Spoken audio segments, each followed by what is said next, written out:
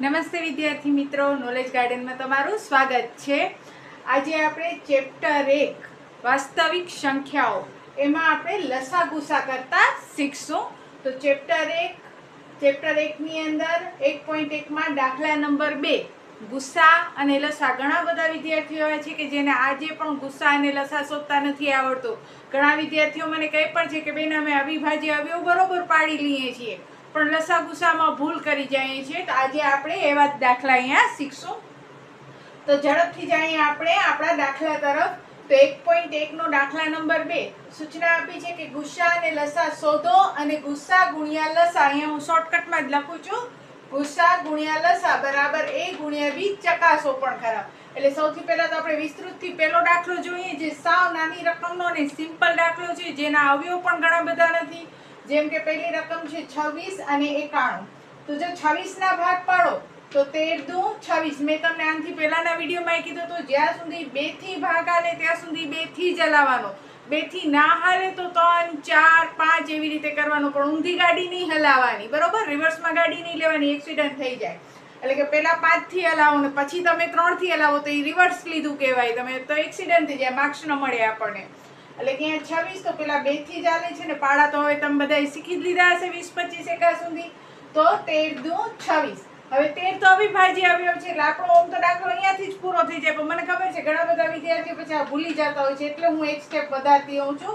13 એકા 13 એટલે 26 ના ભાગ પડ્યા 2 ગુણ્યા 13। એવી જ રીતે પછી આપણે 91 ના ભાગ પાડીએ તો 91 2 ના પાડામાં તો 91 આવે નહીં, કારણ કે જુઓ એકમની સંખ્યા છે એ 1 છે। જ્યારે એકમની સંખ્યા 1 હોય તો એકી સંખ્યાથી જ આલે, કાં 1 થી આલે કાં 3 થી આલે। તો વિચારો 3 થી હલાવો તો 3 તેરી 9 તો 1 વધે, 3 ના પાડામાં 1 ના આવે, બરોબર? હવે 3 થી ના આલે 5 થી તો હાલશે નહીં, કારણ કે 1 છે એટલે 5 ના પાડામાં ક્યાંય 1 આવે નહીં। 7 ના પાડામાં 7 તેરી 21 નો 1 આવે છે તો 7 થી હલાવી જોઈએ। તો 13 સત્તા 91, 13 અવિભાજ્ય છે એટલે 13 એકા 13 એટલે 91 ના ભાગ પડ્યા 7 ગુણ્યા 13। બંનેના ભાગ અહીંયા એકવાર નીચે લખવાના। જો તમારો દાખલો ખોટો ન પડાવવો હોય, માર્ક્સ પૂરા લેવા હોય તો તમારે પદ પણ પૂરા લખવા પડે। 26 ના ભાગ તો અહીંયા નીચે લખવાના, 26 ના ભાગ 2 ગુણ્યા 13, 91 તો 91 ના ભાગ 7 ગુણ્યા 13। હવે ગુસાનો અર્થ થાય ગુરુત્તમ સામાન્ય અવયવ। ગુરુત્તમ એટલે આપણે જાણીએ છીએ મોટું, બરોબર? પણ હવે અહીંયા ગુસ્સામાં શું કરવાનું કે બંનેમાં જે સરખો આંકડો આવ્યો હોય, તમે જે અહીંયા ભાગ લખ્યા છે એમાં બંનેમાં જે સરખો આંકડો આવ્યો હોય એ તમારો ગુસ્સા કહેવાય। તો બંનેમાં જુઓ સરખો શું છે 13, તો આપણો ગુસ્સા કેટલો થાય 13। હવે ઘણા બધા વિદ્યાર્થીઓ એવા છે કે જેને ગુસ્સા આવડી જાય છે, લસામાં લોચા મારતા હોય છે। તો લસાની 2 પદ્ધતિ છે, તમને એક રીત ન ફાવે તો બીજી રીતથી કરી શકો છો। જો અહીંયા મેં 2 પદ્ધતિ દેખાડી છે। લસામાં હું શું કરીશ કે આ બધા ભાગ લખી નાખીશ, પણ ડબલ વાર ના આવે એ રીતે ધ્યાનથી સાંભળજો। બધા ભાગ લખીશ પણ ડબલ વાર ન આવે તે રીતે। એટલે પહેલા મેં 2 લખ્યા, પછી 13 લખ્યા, પછી 7 લખ્યા, પછી પાછો 13 આવ્યો, બીજી વખત તો હું લખીશ નહીં। હવે બીજી વાત આવશે અહીંયા ઘાતની। અહીંયા તો આ દાખલામાં કોઈ ઘાત આપ્યા નથી એટલે કઈ વાંધો નથી, આ બધાનો ગુણાકાર કરો એટલે તમને શું મળી ગયો? લસા મળી ગયો, બરોબર? પણ ધારો કે અહીંયા આગળ 13 ની 2 ઘાત હોય ને અહીંયા 13 ની 1 ઘાત હોય, ધારો કે અહીંયા 13 ની 2 ઘાત હોય ને અહીંયા 13 ની 1 ઘાત હોય, તો ગુસામાં કઈ લેવી? 13 ની 1 ઘાત લેવી કે 13 ની 2 ઘાત લેવી? તો ગુસા એટલે ગુરુત્તમ એટલે મોટું પણ એમાં ઘાત લેવાની નાની। આ ખાસ યાદ રાખજો, ગુસ્સા એટલે મોટું, ગુરુત્તમ હોય એમાં ઘાત લેવાની નાની। એટલે આ 13 ની 2 ઘાત ને 13 ની 1 ઘાત, તો એમાંથી સૌથી નાની 13 ની 1 ઘાત થાય, તો ગુસ્સામાં આપણે 13 ની 1 ઘાત લેવાની, બરોબર? સમજાઈ ગયું? ગુસ્સામાં બંને સંખ્યાની અંદર સેમ સંખ્યા તો આવી ગઈ હોય, સરખી સંખ્યા તો આવી ગઈ હોય, પરંતુ એકની ઘાત મોટી હોય ને એકની ઘાત નાની હોય તો ગુસ્સામાં નાની ઘાતને ધ્યાનમાં લેવાનું। અને લસામાં જો એવી રીતે હોય કે આ 13 અને 13 2 વાર આવ્યા છે, બરોબર? તો જુઓ મેં શું કર્યું છે, 2 પછી 13 પછી 7, પણ બીજી વાર 13 લખ્યા નથી। હવે 13 2 વાર આવે એટલે મેં 1 વાર લખ્યો, પણ હવે આ બંને 13 માંથી કયા 13 લખવા? તો અહીંયા તો બંનેની સરખી ઘાત હતી એટલે વાંધો નહોતો। પણ જો પેલાની જેમ જ અહીંયા જો 13 ની 2 ઘાત ને 1 ઘાત હોય તો લસામાં મારે મોટી ઘાત હોય એ ધ્યાનમાં લેવાની, એટલે અહીંયા મારે 13 ની 2 ઘાત લખવાની। એટલે ગુસ્સામાં નાની ઘાત ધ્યાનમાં લેવાની અને લસામાં મોટી, બરોબર? ખાસ યાદ રાખજો, ગુસ્સામાં નાની અને લસામાં મોટી ઘાત ધ્યાનમાં લેવાની. હવે ધારો કે એમ થાય કે બેન આવી રીતે જે લસા અમે શોધીએ છીએ 2 × 13 × 7, આ ગુણાકાર અવળો કરવો પડે, એમાં ક્યારેક ઘાતના લોચા થઈ જતા હોય છે અમારાથી લસામાં, તો અમારે શું કરવું? તો લસાની આ બીજી પદ્ધતિ છે. લસા બરાબર a × b છેદમાં ગુસા. એ બી શું છે? તો આ તમારા એ બી છે, જે રકમમાં આંકડા આપ્યા છે તમારા એ બી છે. તમે ગુસા તો શોધી લીધો છે 13, તો a × b એટલે 26 × 91, અને અહીંયા ગુસા કેટલો છે? 13. એટલે તમારી બે રકમને ગુસા વડે ભાગો, તમારી બે રકમનો ગુણાકાર કરો અને છેદમાં ગુસા, એટલે આ આપણો સૂત્ર થઈ ગયો કે લસા બરાબર a × b ના છેદમાં ગુસા, એટલે a × b એટલે 26 × 91 ના છેદમાં ગુસા 13. તો પણ તમને લસા એટલો જ મળશે. બરોબર. હવે ચકાસણી પણ અહીંયા કરવાની કીધી છે કે ગુસા × લસા બરાબર a × b ચકાસો. તો ગુસા × લસા એટલે કે a × b ચકાસવો છે, તો આપણે કેવી રીતે ચકાસવું? તો ચકાસણી ગુસા × લસા બરાબર, જે ચકાસણી કરી છે ગુસા × લસા બરાબર a × b. ગુસા કેટલો આવ્યો છે? 13. લસા કેટલો આવ્યો આપણા કને? 182 બરાબર a એટલે 26 ને × b એટલે 91. હવે આ બેનો ગુણાકાર કરો છો તો એ 23 66, આ બેનો ગુણાકાર કરો છો તો એ 23 66. તો આપણી થઈ ચકાસણી કે ભાઈ આપણો આ સૂત્ર સાચો છે. અને મેં જે આ સૂત્ર બનાવ્યું છે એના ઉપરથી જ બને છે. જુઓ, અહીંયા કને લસાને એકલો રાખી દો તો આ a × b, તો છેદમાં આ ગુસા છે અહીંયા છેદમાં આવી જાય. બરોબર. એવી જ રીતે અહીંયા ગુસા રાખો તો અહીંયા લસા છેદમાં આવી જાય. તો આશા છે બરોબર સમજાણો હશે. તો હવે આપણે બીજો દાખલો આગળ કરીએ. જો અહીંયા હવે દાખલા નંબર 2, જેમાં રકમ આપી છે 510 અને 92. હવે 510 ના ભાગ પાડીએ. અહીંયા મીંડું છે એકમના સ્થાને, એટલે 2 થી તો ભાગ આવશે જ, એટલે 255 × 510 અથવા 510 અને 2 નો તમે રફમાં ભાગાકાર કરો તો ભાગફળમાં 255 આવશે. બરોબર.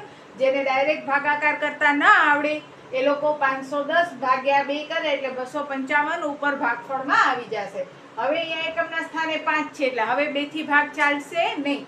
હવે 2 થી ભાગ ન ચાલે તો આપણે શેનાથી ચલાવવાનો? 3 થી. તો 3 × 8 = 24, 25 માંથી 24 જાય તો 1 એટલે રહ્યા 15, તો 3 × 5 = 15, એટલે ટૂંકમાં 85 તેરી 255. હજી જો જે વિદ્યાર્થીઓને ખબર ન પડતી હોય તો એ લોકો આવી રીતે ભાગ હલાવી શકે છે. તમને એક ઉદાહરણ દેખાડું હું. જેમ કે 510 ભાગ્યા 2 કરો તો 2 દુ 4, એટલે 5 માં 4 જાય 1, ઉપરથી 1 ઉતાર્યો, 2 × 5 = 10, ઉપરથી મીંડો ઉતાર્યો, 2 × 5 = 10, કેટલા આવ્યા? 255. એટલે 255 દુ 510, તો 255 દુ 510. પછી તમારે 255 ના પાછા ભાગ પાડવાના. 255. હવે તમને બધાને ખબર છે કે અહીંયા એકમના સ્થાને 5 છે. બરોબર. 5 છે એટલે 2 થી તો નહીં હાલે, એટલે 3 થી ટ્રાય કરવાની. 3 × 8 = 24, 25 માંથી 24 જાય તો 1, ઉપરથી ઉતાર્યો 5, એટલે 3 × 5 = 15, એટલે 85 તેરી 255. હવે તો પાડા આપણને આગળ આવડતા જ હોય, તો 85 કયા પાડામાં આવે? તો 3 ના પાડામાં તો 85 આવશે નહીં. 4 થી તો હાલે નહીં, કારણ કે એકમના સ્થાને 5 છે. તો 5 થી હલાવો તો 17 × 50 = 85 ને 17 × 1 = 17.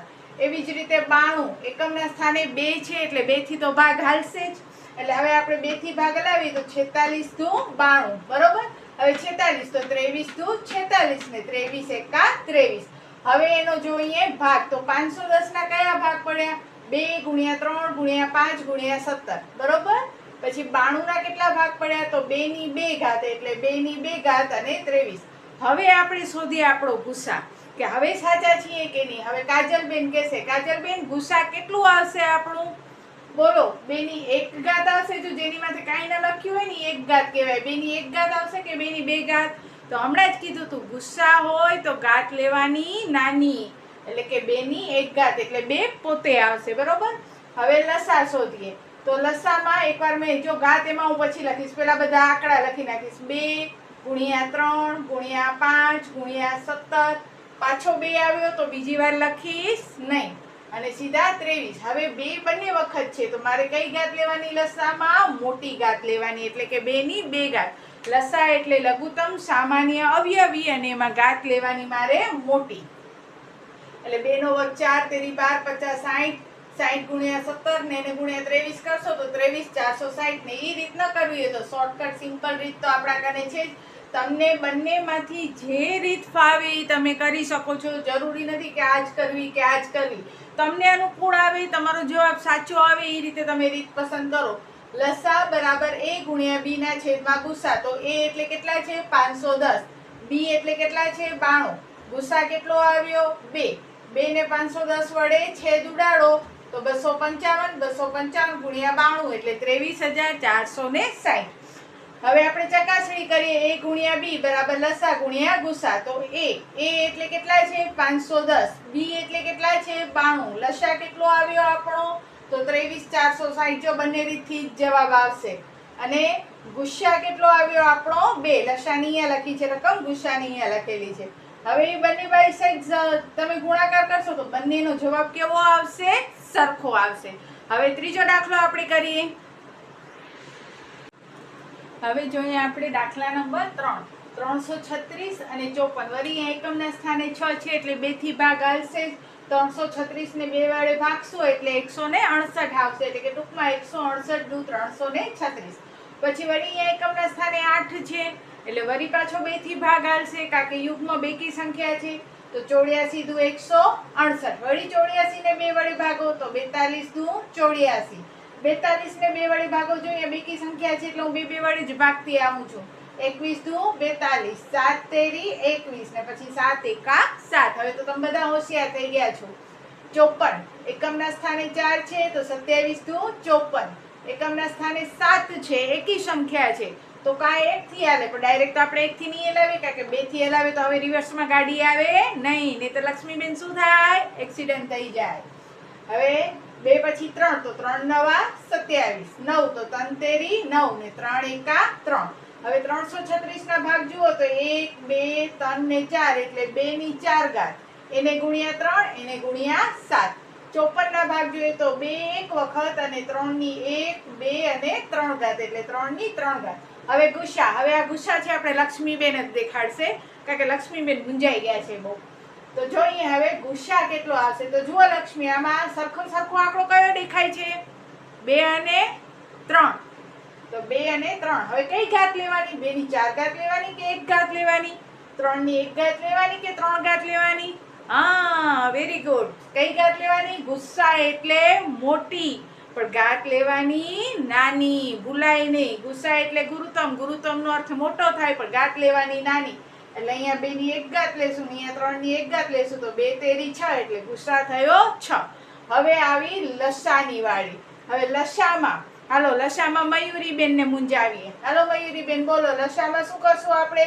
તો જો ગુસ્સામાં નાની ઘાત લીધી તો લસામાં મોટી ઘાત લેવાની. એટલે કે 2 ની 4 ઘાત. 2 ની એકવાર હું આંકડા જ લખી નાખું છું એટલે જ મેં ઘાત નથી લખી. જો પેલા તમારી ભૂલ ન થાય એટલે કેમ લખવાનું? 2 ગુણ્યા 3 ગુણ્યા 7. પછી પાછો 2 આવ્યો તો બીજી વાર નહીં લખવાનો. પાછો 3 આવ્યો તો બીજી વાર નહીં લખવાનો. આપણે આમ જ જોવાનો આ બે આંકડામાં. પેલા 2 પછી 3 પછી 7. પાછો 2 આવ્યો નહીં લખવાનો. પાછો 3 આવ્યો નહીં લખવાનો. હવે 2 ની કઈ ઘાત લખવું? તો લસામાં મોટી અને 3 ની 3 ઘાત પણ મોટી. એટલે 2 ની 4 ઘાત એટલે 2 દુ 4 દુ 8 દુ 16. હવે આમાં વિદ્યાર્થી શું ભૂલ કરે ખબર છે? 2 ની 4 ઘાત એટલે 2 ચોક 8. ઉતાવળ નહીં, એવું નહીં કરવાનું. 2 ની 4 ઘાત એટલે જુઓ 2 દુ 4 4 દુ 8 8 દુ 16. 2 ને 4 વખત ગુણો. ખોટી ઉતાવળ ન કરો. ગણિતમાં ખોટી ઉતાવળ માર્ક્સ ખાઈ જાય તમારા. 3 તેરી 9 તેરી 27. 3 ની 3 ઘાત એટલે 27 ને એને ગુણ્યા 7 એટલે તમારો જવાબ આવશે 3024. બરોબર. હવે ઈ જ લસા આપણે આવી રીતે પણ શોધીએ. a ગુણ્યા b છેદમાં ગુસ્સા. હવે જોઈએ તો a એટલે 336 અને b એટલે 54 ને આપણો ગુસ્સા આવ્યો 6. હવે 6 ને 336 વડે ભાગો તો 56. 56 ગુણ્યા 54 એટલે 3024. જો બે સરખા આવી ગયા. તમને બે રીત કરવી કમ્પલસરી નથી. તમને જેમાં મજા આવે, જેમાં તમને ઓછામાં ઓછો કન્ફ્યુઝન થાય એવી જ રીત પસંદ કરજો. હવે ચકાસણી. a ગુણ્યા b બરાબર લસા ગુણ્યા ગુસા. હવે a એટલે 336, b એટલે 54, લસા 3024 અને ગુસ્સા આવ્યો આપણો 6. તમારા જે જવાબ આવે ને બોર્ડની અંદર કમ્પલસરી એને આવી રીતે બોક્સમાં પૂરી દેવાના. જેથી કરી અને ટીચરોનું ધ્યાન સીધો એના ઉપર જાય, એનાથી પણ ઘણા બેનિફિટ થાય છે અને આપણે અહીંયા ભૂલ પણ ઓછી થાય. હવે એનો ગુણાકાર કરશો તો બંને બાજુ ગુણાકાર આવશે 18,144. હવે નેક્સ્ટ વિડીયોમાં હું આ બે રીત નહીં કરાવું, તમે મને કોમેન્ટ્સમાં લખી દેજો તમને કઈ રીત ફાવે છે, હું એ રીતથી જ આગળ દાખલા તમને કરાવીશ, બરોબર. અને જેમ કે કાલના વિડીયોમાં મેં તમને કીધું તેમ ફરી એકવાર કહું છું કે મને સબસ્ક્રાઈબ નહીં કરો તો ચાલશે, લાઈક નહીં દો તો પણ ચાલશે. માત્ર ને માત્ર ગરીબ વિદ્યાર્થીઓ સુધી આ બધા જ મેથ્સ અને વિજ્ઞાનના વિડીયો પહોંચે અને એ લોકો પણ ફ્રીમાં ભણી શકે વિડીયો દ્વારા, યુટ્યુબ દ્વારા. એના માટે વધુ ને વધુ વિદ્યાર્થીને તમે શેર કરજો. બસ આજે આટલું જ. ત્યાં સુધી જય હિન્દ, જય ભારત. સૌ ભણે, સૌ આગળ વધે.